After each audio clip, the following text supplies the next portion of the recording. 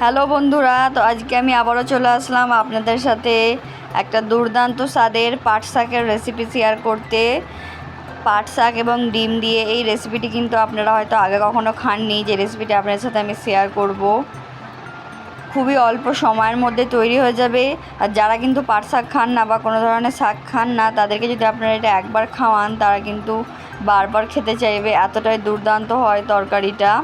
দুপুরে কিন্তু আপনারা নিমেষে এক থালা ভাত খেয়ে নিতে পারবেন। দেখুন, এবারে কিন্তু আমি প্রথমেই পাট শাকগুলোকে খুব ভালোভাবে ধুয়ে নেওয়ার পর, এক বাটি ধুয়ে নেওয়ার পর খুব ভালোভাবে এর পাতাগুলোকে আমি আলাদা করে নিচ্ছি। একে একে এই কাজটা কিন্তু আপনারা একটু ধৈর্য ধরে করবেন, কারণ কোন পাতার মধ্যে যদি কোনো পোকা থাকে তো সেইভাবে দেখে দেখে কিন্তু কাজটা করে নিতে হবে।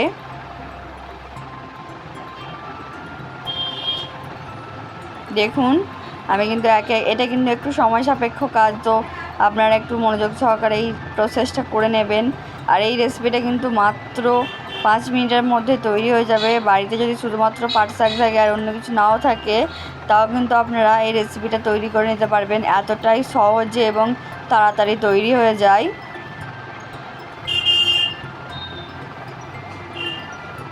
দেখুন, আমার কিন্তু সব বাছা হয়ে গেছে। এবারে আমি একটা পাত্রে এগুলো ধুয়ে, আবারও বাছার পরেও আমি আরেকবার ধুয়ে নিয়েছিলাম। দেখুন, এবারে হচ্ছে যে আমি এগুলোকে একটা পাত্রে নিয়ে আপনাদেরকে দেখিয়ে দিলাম। এবারে হচ্ছে যে আমাদেরকে এইগুলো পাট শাকগুলোকে একটু জল ঝরিয়ে নিতে হবে আপনাদেরকে। আপনারা ধোয়ার পর একটু জল ঝরিয়ে নেবেন। আমি কিন্তু পোকাওয়ালা পাতাগুলো বাদ দিয়ে দিচ্ছি। দেখুন, এবারে আমি ফ্রাই প্যান বসিয়ে দিয়েছি। এবারে আমি এর মধ্যে প্রথমে তেল দিয়ে দেবো। এটা কিন্তু আমি সরিষার তেলে রান্নাটা করছি। দেখুন, এখানে কিন্তু আমি প্রথমে মিডিয়াম ফ্লেমে দিয়ে তেলটাকে, এটা ননস্টিকের প্যানে কিন্তু করলে বেশি ভালো হয়, দেখেছেন। তারপর আমি এখানে একটা ডিম নিয়েছি, যে ডিমটা দেখিয়েছিলাম, ডিমটা আমি এবার তেলের মধ্যে দিয়ে দিলাম। দেখুন, এবারে হচ্ছে যে আমি ডিমগুলোকে বেশি একদম খুব ঝুরি ঝুরি নয়, হালকা ঝুরি ঝুরি করে নেব। দেখুন, জাস্ট একটুখানি ঝুরি ঝুরি করে নিলাম। এইভাবে ঝুরি ঝুরি করে নেওয়ার পর আমি হচ্ছে যে এগুলোকে 2 থেকে 3 মিনিট পর্যন্ত একটু ভাজা ভাজা হতে রেখে দেবো।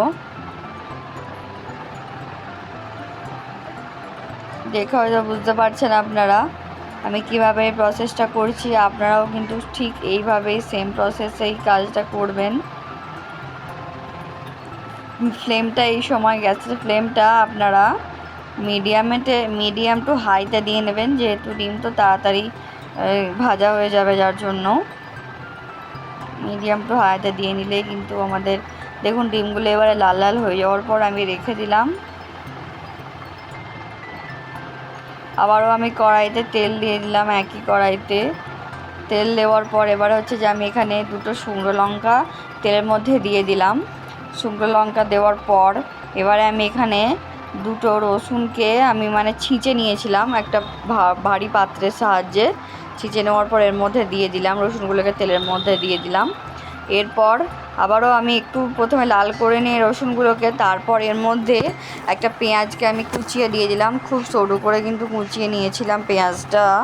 দেখুন, এবারে পেঁয়াজটাকেও কিন্তু একইভাবে আমি লাল লাল করে নেব পেঁয়াজটা। আর এখানে চাইলে আপনারা পেঁয়াজটা আরও একটু পরে দিতে পারেন, রসুনটা আরেকটু ভাজা ভাজা হয়ে যাওয়ার পর। তো আমি আগে দিয়ে দিলাম, যেহেতু এই রসুনের যে কাঁচা কাঁচা ভাবটা, ওটাও কিন্তু খেতে কিন্তু খুবই সুন্দর লাগে।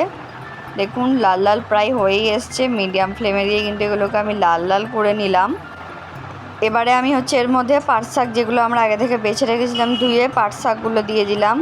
আপনারা শুধু দেখুন, দেখে বলবেন যে এত সহজে কি করে এই রান্নাটা হয়ে যাচ্ছে। খুবই অল্প সময়ের মধ্যে কিন্তু আমি আপনাদেরকে রান্নাটা শেয়ার করার চেষ্টা করি। দেখুন, এবারে কিন্তু খুব ভালোভাবে ওপর নিচে করে আমি হচ্ছে যে পাট শাকের সাথে রসুন পেঁয়াজগুলোকে খুব ভালোভাবে মিশিয়ে নেব। এরই মাঝে দেখুন, আমি কিন্তু একটু লবণ ছড়িয়ে দিলাম।